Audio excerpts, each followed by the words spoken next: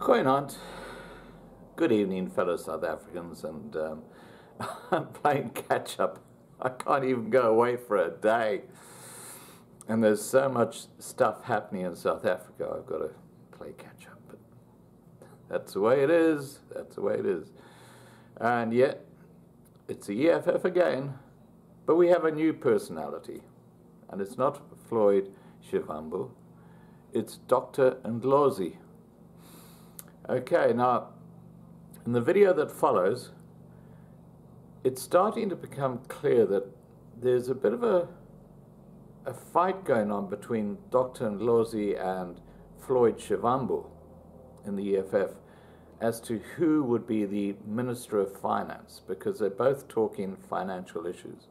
Now, obviously, if you're the Minister of Finance, you've got the biggest opportunity to go and loot the cupboard, grab whatever you can. And this is going to be a very interesting situation to watch, as Dr Ndlozi appears to be moving towards going for that position, should the EFF get into power, God forbid.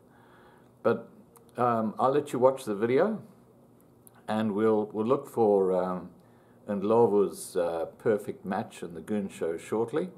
But in the meantime, please remember to subscribe and have a great day. Take care.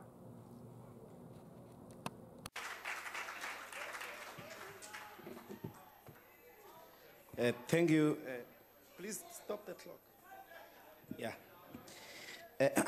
Well, thank you very much, Honorable House Chairperson. Our point of departure is very simple, and it relates to the public debt to GDP ratio, which is actually approaching 60%. And this is a sign that the African National Congress has been incapable of growing the economy and therefore expanding the tax base.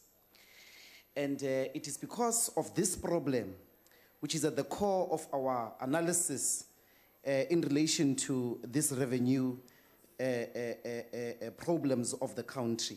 If you don't have policies that are going to grow the economy, create jobs, basically there is nowhere that you can take us. And the ANC has not demonstrated to have a plan of how it's going to grow the economy, even in the declarations or the speech by the new finance minister. The second point relates to giving the local state less than 10% of the revenue of the actual budget of the country. This is grounds for why the local state fails in creating or giving, or it accounts for the crisis of service delivery in our country. So, and we can't support until that reconfiguration happens. Our position as the EFF has always been that the country's economy continues in a downward spiral, and the President and Finance Minister appear to be determined to prioritize profits for few at the expense of all of us. We want to warn the Minister of Finance that his reactionary and right-wing policy articulations will undermine the process to rebuild fiscal institutions that are supposed to prioritize redistributive policies to correct the mess that was created over the last 15 years. We must support all the efforts to revive the South African Airways into a stable institution and allow it to play a strategic role in South Africa's economy and nation as a whole. We must nationalize the Reserve Bank to dismantle ownership which was gained through colonialism and apartheid, and allow the bank to play a much more transformative role to make sure that what happens, to make sure that things like, and this is a shame, the people that have actually been deployed in the Reserve Bank from the African National Congress ranks, as well as in Treasury, lack a conviction to protect black institutions and make sure that they are successful. Even if you were to make sure that all the people who are involved in VBS are arrested, killing VBS is the biggest condemnation, and it's a shame that you have allowed it throughout the years. There was nothing wrong with VBS. This was the first mistake. Every other bank was given a chance to recover all the time. with deposits of the Reserve Bank to recapitalize. In less than a year of its mistakes, it's being shut down. It's a shame, and it's a greater statement of no confidence in black people. You can't tell me that in the entire rural province of Limpopo, there are no men and women of nobility who can take over that bank from the criminals that are running it and make it into a success.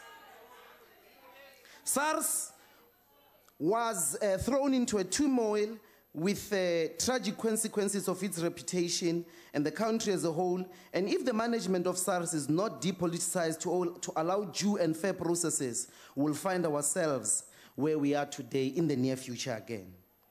When we proposed an inquiry into SARS last year, when the House was adopting a report on fiscal framework, we said that it must be a judicial commission of inquiry and must prioritize aggressive tax avoidance, base erosion, and illicit financial flows. If you're not going to act on big corporations and their criminality in how they're taking taxes from our country, everything else we are doing is seriously playing marbles. But this commission has been turned into a Moyani commission, mainly by Minister Pravin Gordhan. General, we have always raised our criticism of South Africa's fiscal framework. Your time is up. We don't support, Thank you. the EFF does not support the revised fiscal framework.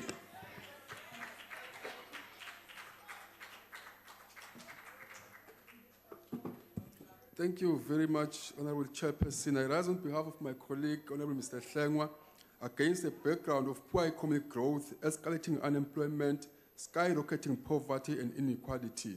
In the mid-term budget statement under the new Minister of Finance, one was almost justified to expect that a new broom would sweep clean and that maybe the new dawn would be brought to life, but Gupila Dololo.